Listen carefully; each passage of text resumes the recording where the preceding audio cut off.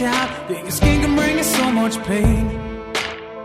Now I hear you say you got the best of both ways. Won't you come and take a walk in my shoes and tell me if you take my place? Undercover of my skin, I've heard all your names. If it's all the same, I'll keep on walking. Hey, and welcome to the Inside Running podcast, Shoe Geeks edition, Christmas special 2022.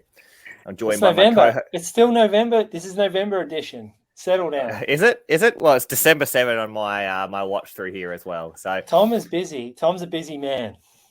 Is I he thought we were as just busy going as you? to skip over November, pretend it never happened. Yeah, okay. Well, look, Tom, your hair's looking good, mate. What's going on there? Oh, is it? Thank you. Yeah. I need a haircut, but I've Yeah. just gone for the real short sides, long top. So, Yeah, very good. How's things at Pinnacle? Gone well? Christmas time? Yeah, not bad. I'm at work today. Yeah, it's becoming more of a good routine now here, which is good since the move. And do you enjoy the Sports Medicine Australia conference up in, where was it? I can't remember where it was. It was Gold Coast. It was on the Gold Coast. Yeah, it was good. It was good. I didn't actually get to go to as many see as many talks as I would have liked because I was only there for. I had to cut the trip short just because of work and life and whatever. But it's good to be up there. Good to be with your partner in crime, Clarkey, and went for a few runs with him. Clarkey's first I was conference. supposed to get the ASICS Super Blast, but it got sent to my old work address. So he had his Super Blast, and I took only one shoe. I took the Metaspeed Edge as my jogging session shoe. Why are you shaking your head? Look, I don't know why you only taken one shoe. That makes no sense to me. Hand luggage. I didn't want to check in. And if you're going to take a shoe, you take the safe shoe. Well, to be fair, like I call that a pretty safe super shoe, especially with my pretty neutral mechanics. So, Fair enough. Look, I still never had the Edge Plus. I had two Sky Pluses. I never had the Edge Plus. So everyone does sort of say, raves it's a pretty good training shoe. So yeah. Why did you need two Sky Plus? No, I didn't. So what happens, I had one sent through the podcast here, and then Jay sent me one as well. And so I got a 10 and a 10.5. So we'll get to that later on. But yeah, Tommy, you're back training really well. You're running with Benny. I see you're running with some of the juniors are leading you out around the white fence as well. Yeah, it's a couple of old guys with all the kids. Yeah. It's good. Finally getting back to some fitness, which is nice, some consistency, which has led to a bit of fitness. Yeah, and I'm finally trying some more shoes because it's been I thought back today just when you were doing this, so thinking about the shoes, and I haven't because I haven't actually done that much running this year. It's probably the least running I've done for like 15 years or something. What's the annual count for your volume this year? I'll look it up. Will you tell us about what shoes you've been wearing then? What's been? All right. So Look, mate, there's a cat scratching on the door. Just bear with me on this while you're telling the shoe story. The new stuff that I got, I guess we're going to recap the year, aren't we? A little bit. Yeah, briefly? yeah. I think we can even do that. We might do that at the end of December. Sure. Okay. The end of December, we'll do a year recap, just because we're still on the November month, I reckon. Okay. All right. I haven't been running anything too exciting. I've been sticking with like the Mizuno Wave Rider Neo 2. A little bit of still. I've just finished off with the Kano Light 3. Tell us about the Neo. Tell us about the Neo. Not many people would know about it, to be honest. So. The Neo is just an offshoot of the standard Wave Rider, and it just had a different upper and a different outsole. I believe it was Neo Wind, isn't it? Neo Wind. No, this is just called Neo 2. I don't think there was any wind or anything. Just a different outsole and a different upper. And the upper, like, if I had my choice, I would have the outsole of the Neo and the upper of the standard Wave Rider. Just because the upper of the Neo was like real funky and it just didn't have the good lockdown. It was like a booty kind of didn't have a separate tongue. It was all like a booty, which kind of felt nice, but the lockdown wasn't quite there. That was So that's the counter. Pretty much. I need another sort of basic daily trainer to fill in with the depth of my Keanu light, which I will find. Because what I found this morning on the session, so I did a track workout this morning, and I normally jog in like those kind of traditional trainers, and then I'll chuck on a super shoe or a spike, and it'll feel fast. And normally if it's a super shoe, which haven't used spikes this year, it's like it feels a lot more fun and bouncy and fast. But I warmed up in the which I've had for only 2 days. I've done 3 runs in it, including the warm up, cool down. The Super Blast from Asics. And going from the Super Blast and then changed into the Next Percents for the session. Yeah, that's it. So this is the Super Blast. This is their, what are the stats? Like 46 mil at the rear and about 37 or 38 at the front. Yeah, exactly. So yeah, it's about 8. It's an 8 mil drop. And it's really nice wide surface area. The Magic 4, the flat foam turbo. Yeah, so we've got that performance foam in there. So it does feel like Tom's cheese board test. It's got a real flat midfoot, little bit of a late rocker on it, and bit of a rear foot rocker for you, Tom. Not as drastic as say like a Kawana, but a little bit of a rear foot rocker on it. Yeah. One. Yeah, but yeah, going from that to an X percent, the X percent felt like minimal. Like it felt like spikes. That's like I was going to spikes, which is just ridiculous and crazy. Which is why I don't want to fall into the same trap as you are, Nitta, is doing like all my runs in these like high stackers, because like then you just lose the magic of the super shoe, I reckon. I'm like, I don't think you actually lose the magic, Tom. You just perceptually feel like you lose the magic, right? So yeah, but a big part of race day is the perception before you race. You're like, this feels good. I feel fast. Look, no matter what shoe you warm up in, your Alpha Fly will always feel like a bit more shoe. Yeah. So that Super Blast, how does it compare to a Nike Invincible? Look, it's more responsive, that's for sure. More, I would say for you, Nitta, I reckon you wouldn't bottom out the forefoot like you would in the Invincible, because the Invincible Zoom X is so soft, you probably just squash it down completely. It does, but look, it's also extremely light. This shoe at size 10, I think it weighs in about 235 to 240 grams, and I'm not sure what the Nova 3 is, but it's almost parallel in weight with the Nova 3. It's really stable. It's the one thing Asics have done this year with even all their fun shoes. The large surface area has been relatively stable. The uppers have been pretty good, Tom, I reckon. I mean, the Nova was a really nice upper, the Nova 3, and I think this is maybe a little bit on the narrower side compared to the Nova 3, a bit less voluminous, but it's still amazing upper. But this shoe is probably, look, I found that when I was hitting more in the midfoot, Clarky agrees as well, it did feel a bit more firm. As soon as I hit the ground more planar grade, I sort of used the late rocker, the foam compressors, and responds really well. This is one of the best daily trainers, but like you said, Julian, it's like eating dessert every day. It's a real fun shoe. I found the Nova 3 being lighter and stuff. If I went for 90 minutes to 2 hours and by the end, the foam wouldn't respond quite as well. It sort of wouldn't come back. This shoe seems to get better during the duration of it. It's almost firm at the start and then it gets better as you get rolling. So I hate running bitumen, and I reckon I've run more bitumen in the past 4 to 5 weeks simply because I've been wearing the Super Blast. Yeah, running on the road in that shoe is nice. Like it's nothing hard about running on the road when you're in that shoe. Absolutely, yeah. I don't think it's not available to purchase in Australia.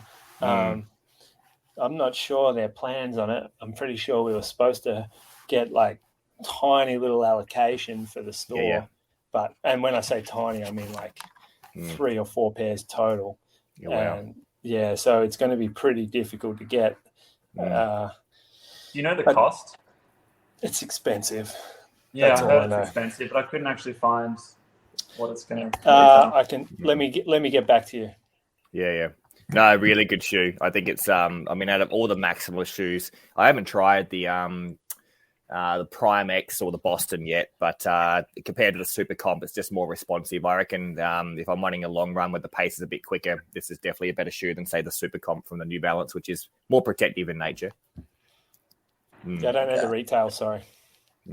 Yeah, so I think it comes down to the turbo, like the fact they've put that turbo foam. I think it's at least, so the turbo is that salmon color, and then you got the Flight Foam Blast Plus is the greeny one, and it's mostly that turbo. That I think that's the reason why it doesn't bottom out, because it's so much more resilient than the Blast Plus stuff. That outer sole looks to be pretty worn already on yours, Nitta.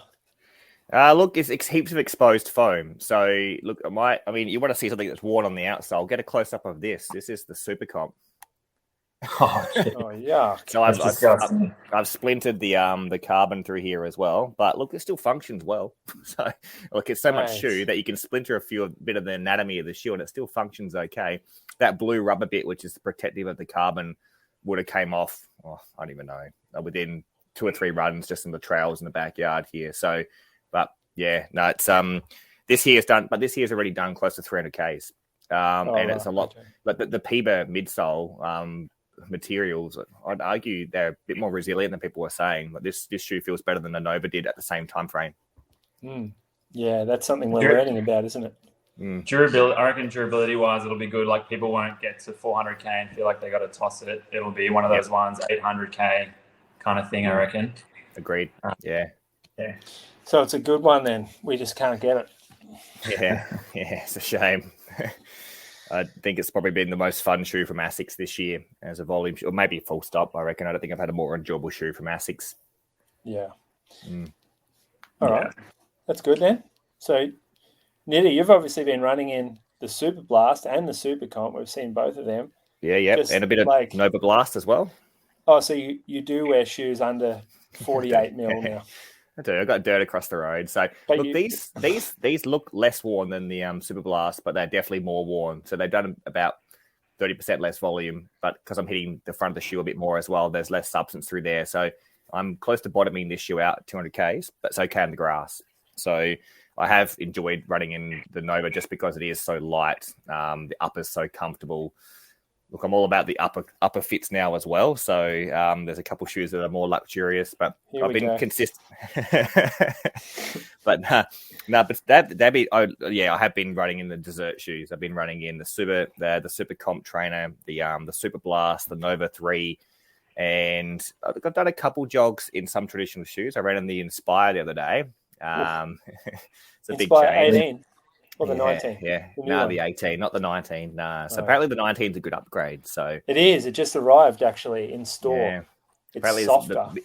Softer and a bit more midsole. So look, I won't go through my shoe of the year yet because we'll do that at the end. But we've actually had our track resurfaced here in Adelaide. We only had one track. We got one out at Bridgestone.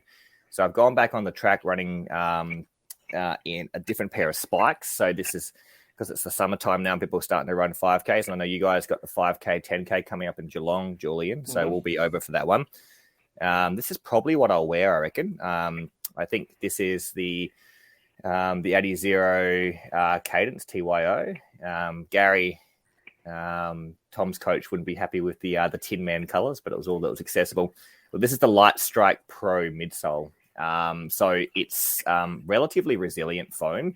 It runs off 20 mil front to back. I don't think there's a heel pitch in it. It doesn't feel like that anyway. So, and they stick. You can see I've done some grass work out. So they place the rods through here to stiffen it up. It's probably not as stiff as like an Air Vic, but it's probably on similar stiffness to what a Dragonfly is, but with just less of a rocker through there. I would have loved to have just seen this shoe just being a bit more rocket at the forefoot. I reckon it looks a bit. It looks like a similar platform to the On spikes coming out, Julian. I know you're probably getting the On spikes, but the On spikes look a bit more rocket at the forefoot. So I'm looking forward to seeing them. But as a vet, look, you go to a track race now, and 90% of people at a 3K plus, or even 1500 meter plus, are wearing the Dragonfly. So it's flooded, and you see an Air Vic one in 10 people maybe. And then every now and then you see 1 in 10 in these as well. So they're probably harder to access as well, Julian. Adidas is a bit of struggle town here in Australia, aren't they? For retailers. Yeah, it's funny you mentioned the Dragonfly is more like you see them more populated sort of around the tracks and stuff. We actually sell more Victories than Dragonflies. Yeah, wow. And a lot of that is I think just to kind of sprinters who train in it as well, and those that do those like crossover distances. So yeah, we've actually had more success probably with Victory than Dragon. Well, look, I like the Vic more. I think if you hit the pods, they work really, really well. It's a bit flimsy on the upper around the bend, but that's the problem. There's a bunch that come back with tears in them. And then next year you're going to see a lot of spikes come up against Dragonfly. So you have the on spike, you have Hocker bringing out a model. I saw that. Saucony have a model that come out with Piva foam. Mizuno's, I think 2024 we'll see that stuff come through. And look, I've got a question for you though, Julian. Like a lot of these super shoes have big price tags to them. One thing that Dragonfly does well is that they're cheap. Not that cheap, but they are the same price as like a Matumbo was, or like just a traditional Victory. The other companies, I'm assuming they're going to put a higher price tag on their spike. They are, and because they come in such small numbers, they cost more. So they're making less. The cost, the product manufacturing costs them more. They're buying them in less volume, so the cost is more. So it's hard to keep them south of $300. And most will be around that high 200 to low 300 mark. And so Nike being the kind of Goliath that they are, that's how they can do it. They can produce mass stuff like at less cost. And I'm not sure the market's there for people to sustain 4 or 5 super spikes. That's fair. You've been doing 10K tempos in them yet, Tom? What's that? Spikes? You've been doing 10K tempos in your spikes not yet? No. There'll be no spikes this year, I don't think.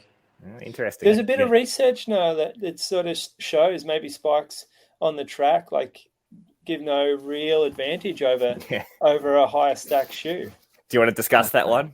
Bring it. I'm sure you've deep dived on it. I haven't actually deep dived, and I only saw the synopsis that came up from LabRap. I just saw that they grabbed a cohort of runners and they run a 3K? Was that right, Tom? They ran was it a 3K? 3 minute and 9 minute. A 3 minute and 9 minute. They're in the 9 minute first, didn't they? I don't know.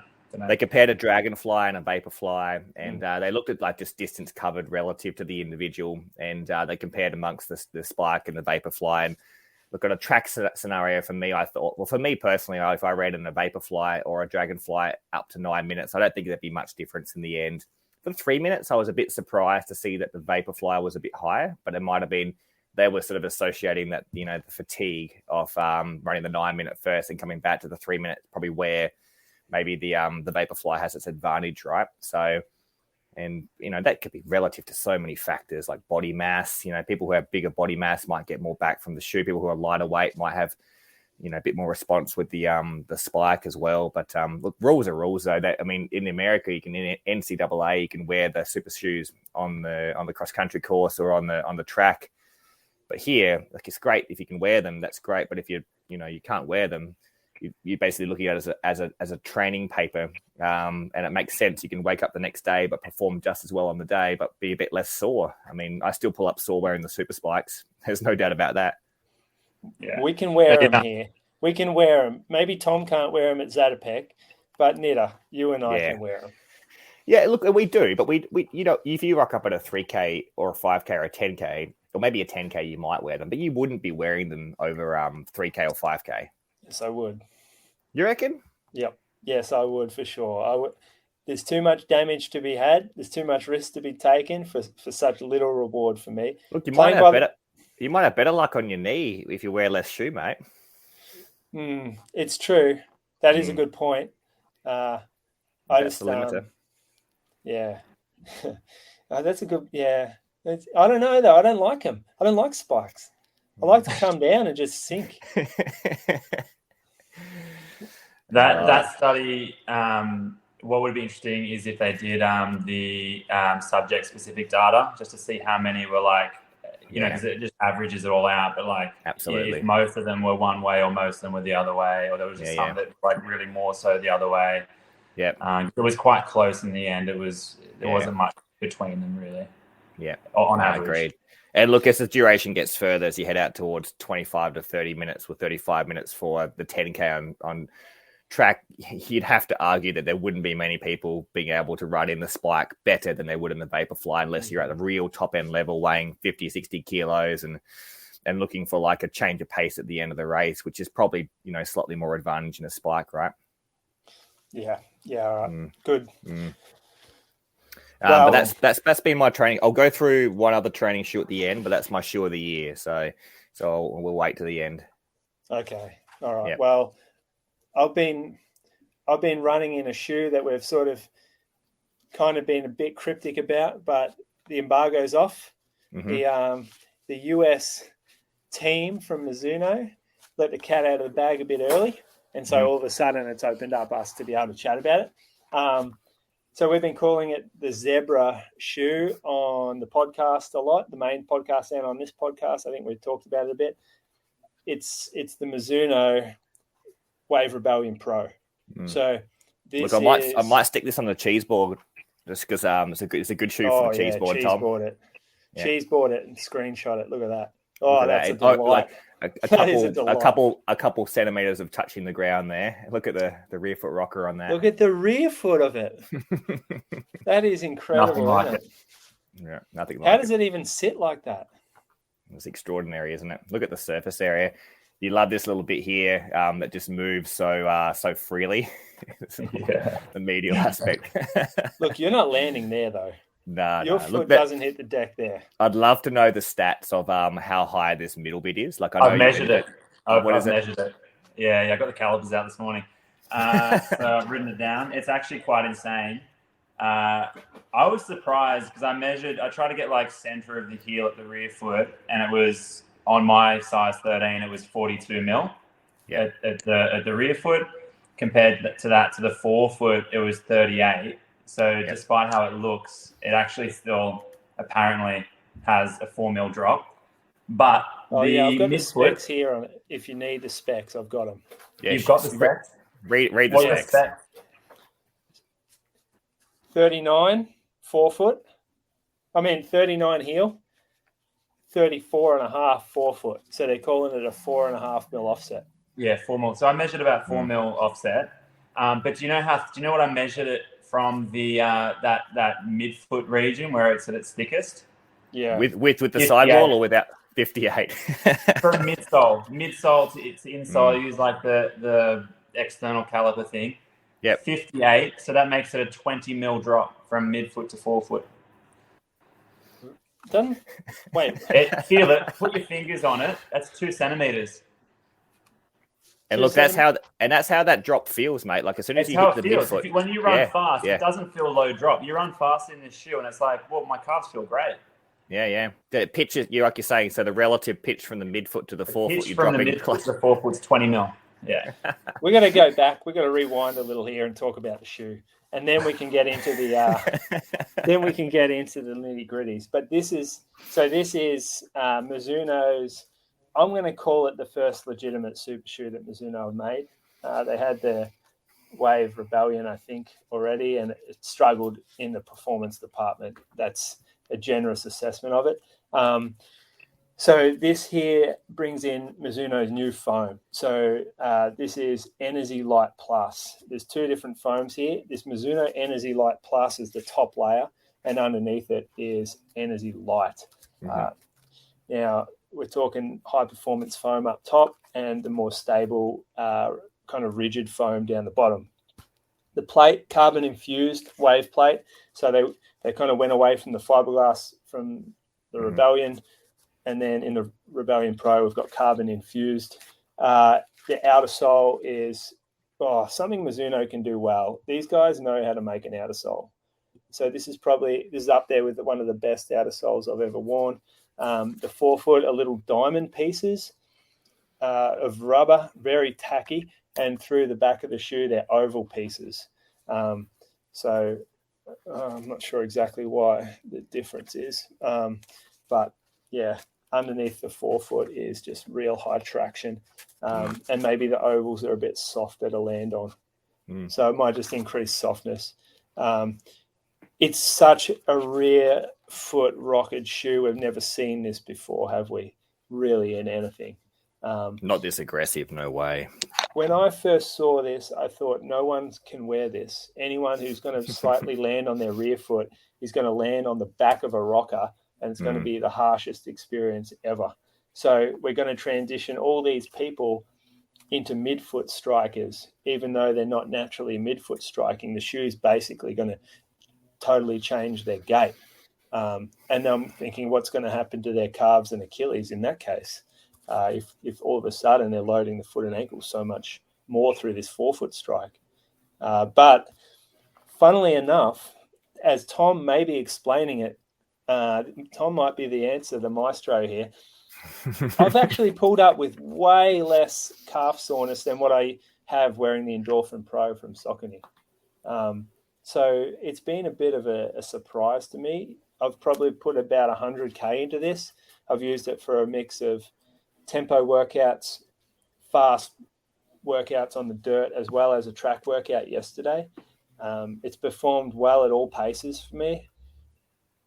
Probably the only thing is that it's got a bit of a funky toe box. I've gone up a half size. I could probably go up a full size. I destroyed my toenails initially. So sizing, this is going to be something you're going to have to put on in store to get right. Like you can't change this one online. Look, you're spot on. I'm 10 US most days, sometimes 10.5, but I could comfortably go to 11 in this if I had to. Just the toenail issues, the one thing at the end. Look, that's better now, but it runs small. So it runs small, and it kind of runs. The big toe gets crushed here. It tapers off pretty quickly. So this particular colorway, I believe, is February drop, Kakazomi ceremony. It's sort of Japanese calligraphy. I think they write down New Year's resolutions. And so this reflects that. It's called the Kakazomi PB colorway. There's been a bit of a hype around this shoe. I have pretty much every super shoe sitting in the garage, and I put them all on next to this, and the closest feel that I could get was Alpha Fly. Alpha Fly feels softer. This feels firmer and snappier. Look, what about you, Tom? You've worn it probably a few times as well. How does it function for you? Pretty good. So I would say compared to what I've worn in the past, it is closest to Alpha Fly. I definitely haven't tried as many super shoes as you, Julian. Or either is Nitta. It surprised me. It obviously surprised me with that rear foot. I'm very sensitive to calf Achilles low, but I had the same experience as you, Julian, where I pulled up, no issue at all with my calf or Achilles. And I do assume it's a combination of things, but the landing midfoot with still having such a big pitch from midfoot to forefoot is obviously a factor, as well as the amount of cushion and the rocker, and that all facilitates a little bit less load down around the calf and Achilles with cushion rocker, as well as that pretty crazy midfoot drop. I was just saying before we started recording, I'm probably a bit of an outlier compared to you guys, I guess, and maybe some others. I still gravitate towards some of the other shoes like Vaporfly over this, because I don't seem to be able to run fast in a really high stack shoe on a track. I've only run this on track, so I think I need to use it out on the road, on a harder surface, without bends every 200 meters. That might be a better test for it. But I found it a little bit almost too much cushion on the track and a little bit unstable on the bends running fast. Just felt like I was kind of I don't know, moving side to side too much. Look, especially if you're hitting this little, this thin surfaced area lateral column, which moves a fair bit around the track on the left foot, you'll find that will mobilize a little bit as well. So that's going to be not super stable. Yeah, look, you're a lot more efficient. I didn't find it felt like the Alpha Fly too much. It's the only shoe that I put on out of the super shoes where it made me function better when I sat back on the shoe a bit more. Funnily enough, hit the back of the midfoot. And I'm normally just striking more plantar grade, but it felt really firm when I did that. So when I came back to here, the transition was quite good. So I did a road workout, And definitely at threshold type paces, it made me want to have a higher cadence rate. It made me want to run shorter steps to get back on the foot a bit more. I didn't want to take a long stride. That could also be because the shoe was a bit too small. Longer stride, you sort of jam your toes at the end of the toe box a little bit more. So, but it definitely wanted the transition to the snappiness of the shoe, which, look, if you're maybe a smaller guy, maybe, I'm not sure, with a higher cadence rate, it could be a more efficient shoe. So, but the Alpha Fly makes me want to take less steps, and I prefer that with just the way I run. So I feel like it's a good training shoe. It's still, to me, I know it's not traditional, but sitting back on the shoe and the snappiness of it made me feel, and how light it was, felt more like a traditional flat than what an Alpha Fly did. So, look, I don't know how the function works. Yeah. You are kidding. I think the shape, the fit of the shoe plays such a part in your perception of it. It's almost hard to review a shoe.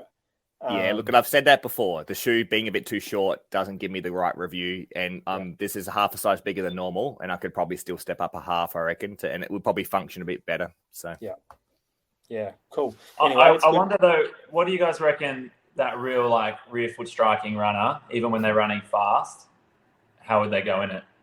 Would it just force them on the midfoot, or would they land and just not like that lack of or that aggressive? You'd probably hit a little bit forward from it as well, just because that part of the shoe will probably still enter the ground before you get to the rear foot. So it probably would have to shift someone slightly further forward, no matter what. Yeah, if you I haven't spoken to a really heavy rear foot striker yet about running in this. I think I read a review somewhere that they felt like that did really change how they were running, which is maybe a good thing, maybe a bad thing. So we don't know, who knows? But I've even heard some of the changes for the next version of this shoe and what they're doing different. So that'll be interesting as well. They're changing the geometry of the shoe up slightly. Yep. Could this be the start of Mizuno making their comeback? Look, I'm for Mizuno right now because of how much success we've had in store. Rider 26, people adore that shoe, and that is staple shoe territory. If you can get your staple neutral trainer right, then you are onto a good thing. And look, I've found that with patients now as well. Like, you got your traditional Ghosts or 880s, for example. Now the new Riders back in that category as well as an option, and people are going for it. Whereas 2 years ago, that was a pretty tough sell. It was a bit firm, a bit clunky, but now it's back in there. So a couple of good things. And look, we got the Sky 5, remember that? And that wasn't a bad shoe either. I actually enjoyed the foam in the Sky 5. Maybe the toe box is a bit narrow. That wasn't about it. But otherwise, that was a really good, top-end mileage running shoe. Yeah, I've seen Sky 7. I feel like they make improvements every time. I haven't seen a shoe from them go backwards in a while. Perhaps the Horizon, that I don't like that shoe much. That's probably the shoe that it doesn't sell well. I can barely wear it. I get a sore foot just even walking around the store in it. It's a clunky, but it's a niche category now, that sort of support category, and people still want their shoes to feel normal, like the Inspire 19. I think that'll be good. That just came in the last few days. And do you stock is the Paradox in that same realm as the so that's a bigger, more stable shoe again, isn't it? Yeah, you're starting to get into full brick there. So we don't stock the Paradox. That I don't think you'll see Paradox too much longer in the. Maybe you will, but that's a dying category. What about the Neo range, as Tom was saying? Is that sort of a category of shoe that's getting a bit more, the Infinity's become popular now, and the Nike with the upper that's more flimsy, etc. This is sort of where the Neo, is it the Neo Ultra? That's their more maximalist shoe. Yeah.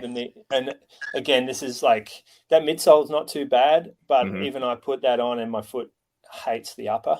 Yeah, got it. The knit, they haven't executed it well enough for me to get away with it. I feel like my foot just slides around. Sounds good to me. I love the sliding around upper. Infinity one was, Maybe you would like it. It's probably just not low enough drop for you at the moment. No. It's not. Aren't you an ambassador now anyway? Aren't you an ambassador? Hey, look, just because my favourite shoe of the year was a little bit left of centre. Go then. Tell us. You've been trying to everyone knows. Look, and I reckon I've showed it previously as well. So the the Ultra range, which their ethos is anatomical fit. And, Julie would know more. They've actually got 3 anatomical fits. This is meant to be that slim performance line. And look, it is like narrower than, say, the Escalante or,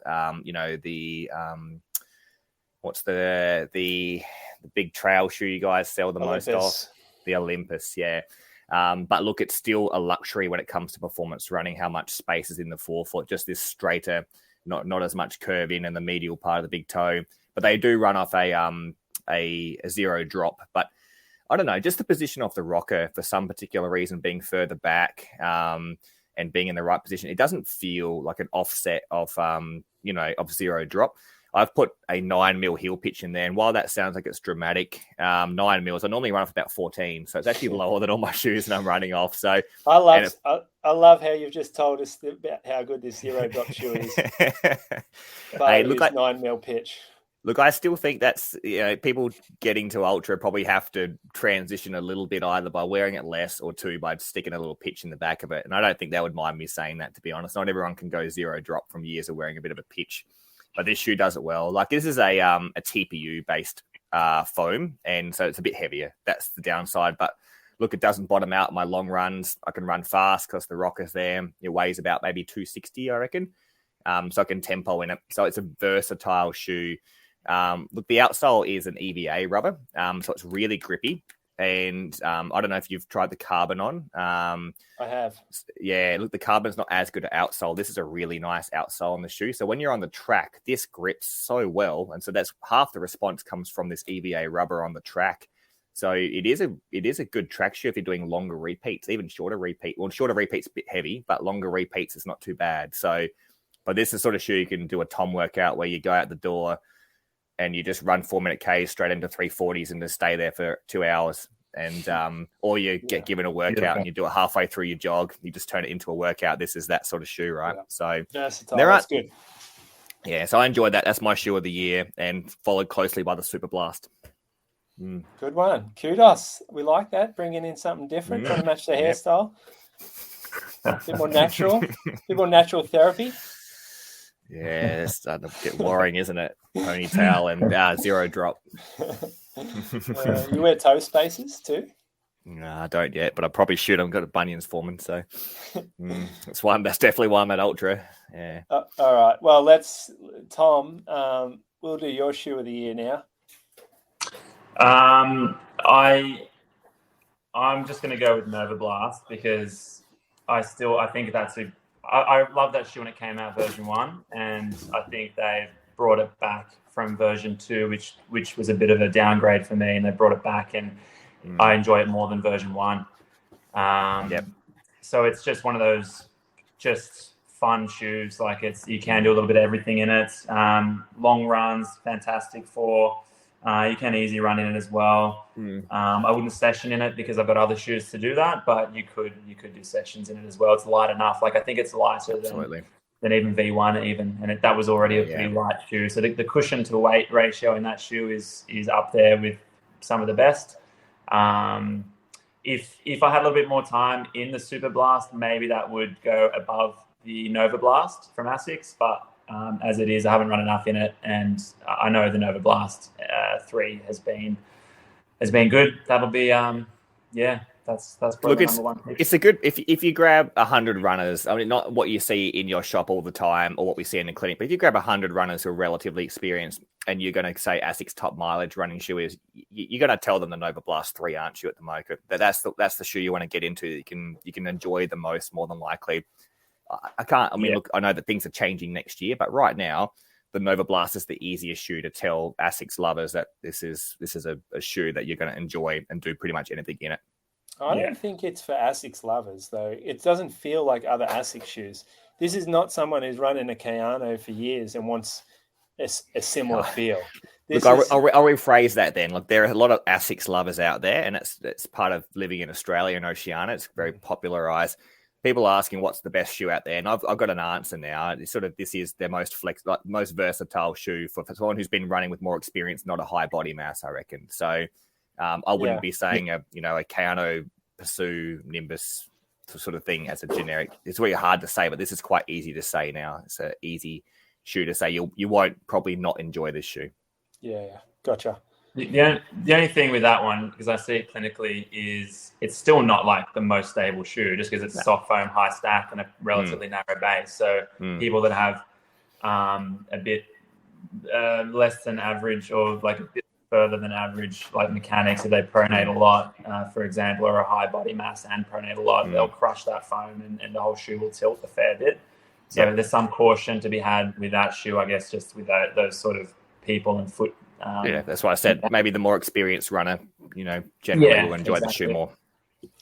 All right, my shoe of the year is Saucony Triumph 20. So this is personally my favourite shoe of the year.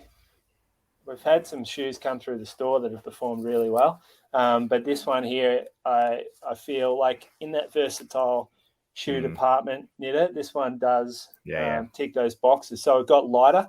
I think it's probably on a similar weight to I reckon we're at like 260 or something here.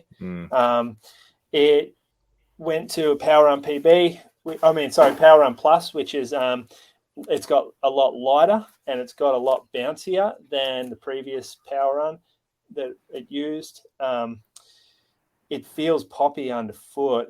I know Bree doesn't quite like running in it like I like running in it, so maybe someone who is a bit bigger enjoys it more.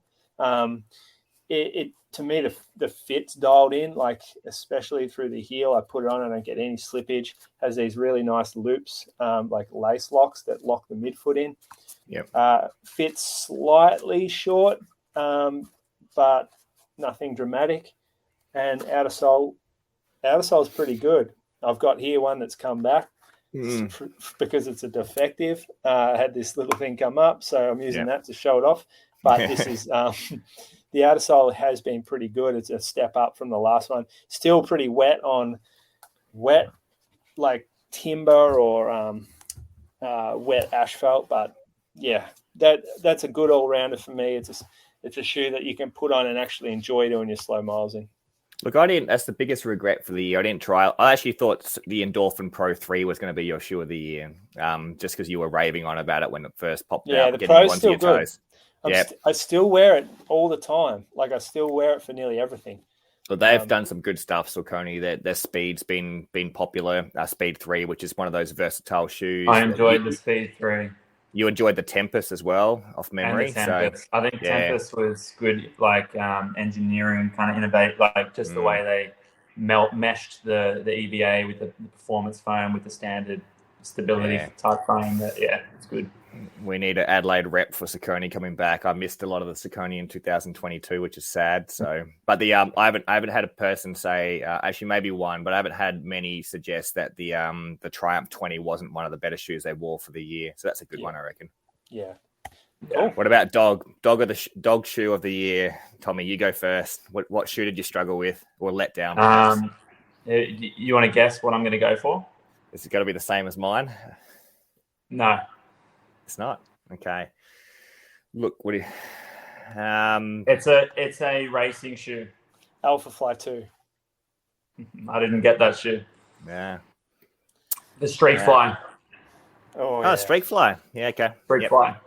Yep. Obvious reasons it was marketed. There was a lot of hype, 5K, 10K race shoe, and I was I kind of got bundled up in the hype because I got big feet. I'm a bit obsessive with weight of the shoe, so I was like, oh, ZMX in a lighter package, yes, please. But it was just mush. It was just like there was like a little midfoot shank, but there was nothing extending into the forefoot. So there was like heaps of forefoot flexibility. And with the softness, and because it's a low stack, and there was no plate, that's why it was so flexible. And I would put a next percent on for a road mile over that shoe. Like there's no distance really that I would wear the Streak Fly over a next percent. The concept was good, but I feel like it's not going to be a thing. Like I just don't see performance footwear being low stack ever. It's funny you say that. Like I probably could have done the same sort of thing from Adidas in relation to. I got caught up in the Takumi Sen 8. I thought just be a nicer shoe for track and be a bit snappier, which it probably is a bit snappier. But there's like right now, there's no reason I would wear that shoe over an Adios Pro 3 or an Adios Pro 2 even. So it just didn't work, but the concept was there. And I think you're right. I think people are kidding themselves if we're going back to less shoe. I think we've moved on from that. It's a bit of a relic if you have a traditional shoe. So what's your dud of the year then? Look, it's the Sky Plus from ASICS. Yes. Look, I still have used it for training, and I don't know why it doesn't work for me and why it doesn't work for a lot of people. So I didn't have too many issues with the V1. A V1, I just had a smaller size. That was the downside once again. But when I've got the larger size, even the normal size for V2, it's quite firm underfoot. The plate being so high, I just can't compress it enough and get the response. I feel like I'm just, missing the tip at the end of the shoe or something like that. The weight of it and the fit's actually not too bad. Like the upper and things are good. It just was a letdown because it was sort of like, claimed to be a lighter shoe, had the turbo in, the Piva-based midsole, which I think is a good midsole. I reckon if they kept the plate a bit lower in the shoe, shifted the rocker back a little bit, but I reckon that shoe for me personally would function better without the plate, full stop, more like the Super Blast does. I reckon I'd get more out of it. Yeah, it's funny because you see a lot of success at the top level in that shoe. So like I don't run bad, especially. Exactly. I don't run badly in it. I just don't enjoy it. It doesn't feel nice compared to the other super shoes for some reason. I don't think I'm performing worse in it, but I just wouldn't choose it because it feels like it's working against me or something. I can't quite describe. This is something we agree on, actually. That plate, it's the plate placement, I reckon, is the main thing. It's the height close to the foot. Maybe it's a bit too stiff. I think that's other thing that's not spoken about much is like the thickness and the material of the plate, which is just affecting the stiffness. And like I reckon that makes a massive difference, like just how stiff the plate is. Yeah. I personally don't like the plates that are so stiff that you can't even bend the shoe. Great. Unless it's the Rebellion Pro, which has a crazy geometry to totally negate the need for any flexibility. But that's probably the reason why I like the which is like by many accounts is not a great super shoe, but the Rocket X from Oka, the carbon plate in that is like 1 mil. It's like 1 mil thick, and it's almost like the plate in the Speed, where it's so flexible that it doesn't even feel like a carbon plate. And I think, just some people will gravitate better, will just do better in a less stiff shoe than others. Absolutely. What about you, Julian? What's your dud? Well, I've kind of got two. One of them, the Brooks Caldera 5 or 6, that came out, and I had so much high hope for that shoe. Had their new nitrogen injected midsole. Highest. I remember talking about this on the pod. You're very excited talking about it. Yeah. So after you run in the shoe, I'm like, there's not enough toe spring for this stiffness here. So when you've got so much stiffness, you need more rocker, and I didn't feel like it gave me that at all. Or you need to decouple the midsole like they did on that the Aurora concept type shoe. Like that, for some reason, that slightly functioned a bit better for me. But I've heard the same with the Glycerin, the new Glycerin. So new Glycerin's I haven't run in the new Glycerin, so I'll stay away from that. But the Caldera it's so narrow, and it has this really hard toe cap. So it used to kill my foot. It also has these rails that were designed to sort of stabilize the foot on trail, but what ended up happening is your foot rests on a rail and creates pressure. So, I use it as a dog walking shoe now. It works okay for that, but that was disappointing. And the other was this. This was Pegasus Turbo 2. So this Pegasus Turbo 1 and 2. Oh, this is Peg Turbo Next Nature. Peg Turbo 1 and 2 have a cult following, and we still have people come back ask about them. This has tried to replace it. It uses these sort of recycled Zoom X foam, so it's like offcuts that are all sort of put together. It's a lot firmer of a midsole than a traditional Zoom X shoe. It actually develops a bit more comfort and flex over time. So I've grown into to liking it as a work shoe, but I just never feel myself being able to run in it. The Next Nature means sustainability piece, so it's a hugely sustainable shoe. Yeah. It's just I wouldn't have called it a peg turbo. That's all. Yeah. And I think people will find that if they're searching for the first peg turbo, they're not going to find results here. What's the feedback? Have you sold many of those? Are people not happy with because they thought it was going to be closer to V1 or 2? No, we've sold them to a lot of casual wearers wear this shoe. So it's a lifestyle shoe for us. Yeah. Because it looks cool. It makes me look cool. Yeah. Look at it. Yeah. It's got that upper is the New Balance Rebellion V1. New Balance Rebel. Rebel. Oh, sorry, Rebel. Yeah. This is a knitted upper. Oh, you mean this? Those overlays. Those overlays. This. Yeah. That's what everyone says. Yeah. It's a good call out.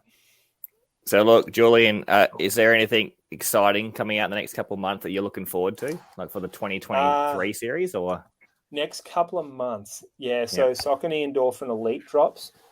So that's their sort of almost step up on the Endorphin Pro. It uses Power Run HG, which is slab of Power Run PB or something.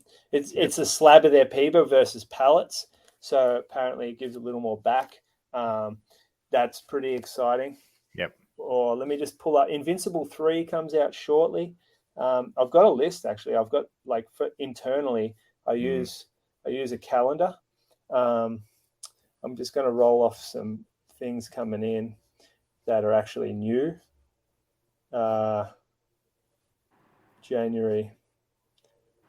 Nothing. Invincible 3's it there. Yeah. Rebellion Pro.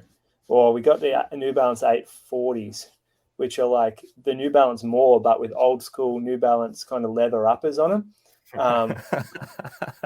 They look so cool. So we just got the ladies today. So it's a maximal shoe for your grandma. So it's like a massive falls hazard. It just I'm telling you, they're going to be a success. Hipsters will wear them, grandmas will wear them, caravanners will wear them, dads barbecuing dads will wear them.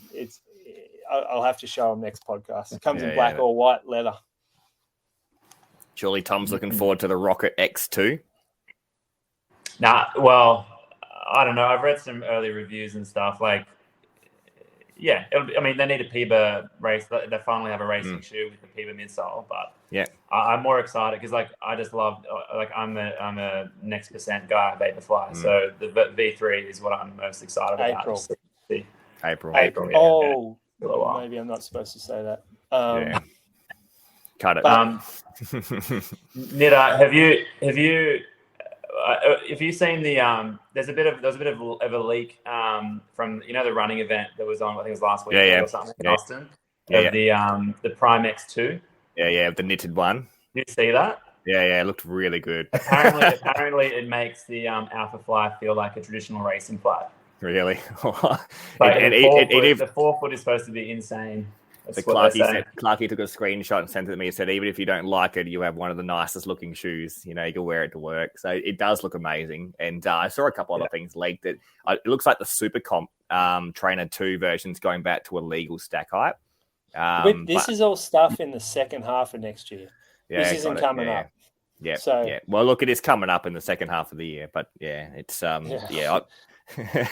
When are we booking in the trip to the running event next year? Is Inside Running funding the trip next year? That's what I've heard. Well, maybe for me. I'm not sure about YouTube. All right, thank you, fellas. I got to go back sell some shoes. Have a good Christmas, guys. We definitely won't be catching up before Christmas, will we? Oh, I reckon we got to. Okay. Maybe we won't, but we'll see. Yeah. We did the year in review already, so call this one November and we'll see how we go. Yep, unless any shoe companies are out there sending the shoes. But look, guys, take care and speak soon. See ya. Sounds good. See ya. Cool.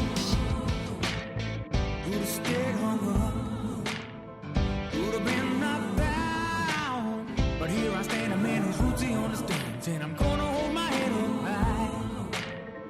I was told as a young man, doesn't matter if you're white or black. Just show love to everyone you meet. Doesn't matter if it don't from the